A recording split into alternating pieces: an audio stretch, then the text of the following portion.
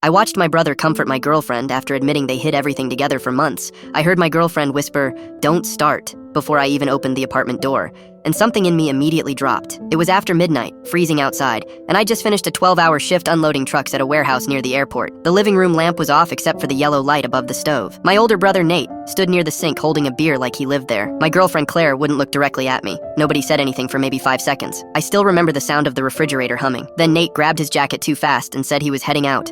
Claire asked if he wanted leftovers for the road. Completely normal voice. That honestly messed me up more than if they'd been yelling. I asked why he was there so late again. Claire rolled her eyes and told me I was acting paranoid. I almost apologized because I'd spent months convincing myself I was insecure and exhausted, not suspicious. Nate had been around constantly after our dad died last summer. He helped me move furniture, fix my car, clean out Dad's garage. Claire said he reminded her of the kind of stable family she wished she'd grown up with. I believe that. I'm not some jealous guy checking phones every hour. I trusted both of them. Nate taught me how to drive. Claire stayed with me through panic attacks after Dad's funeral. The three of us watched basketball together every Thursday night while eating cheap takeout downstairs. Looking back, there were moments that felt off. Nate knowing things I hadn't told him yet. Claire suddenly showering before bed after late grocery runs. Her keeping her phone face down all the time. But every explanation sounded reasonable enough that I felt stupid for noticing. 3 nights ago, I woke up around 3:20 because Claire's side of the bed was empty. I figured she was in the bathroom, but the apartment was quiet. Then I saw light under the laundry room door near the hallway. She was sitting on the floor charging her phone. The second she saw me, she looked terrified instead of annoyed. That's when I knew before actually knowing. I asked who she was texting. She said nobody, too quickly. I held my hand out for the phone and she actually laughed at me. Not a mean laugh exactly, more nervous. Then she told me I was scaring her. I hate admitting this part, but I grabbed the phone anyway. There weren't hundreds of messages. I think that would have hurt less. Most of the conversation had already been deleted, but there were enough leftovers. A photo of my brother's dog sleeping beside Claire's shoes. Nate asking if I was working overtime Saturday. Claire replying, he won't be home until after 11. I couldn't breathe right for a minute. Claire kept saying it wasn't physical at first, which is disgusting to hear out loud. Apparently they'd been talking privately for almost 6 months.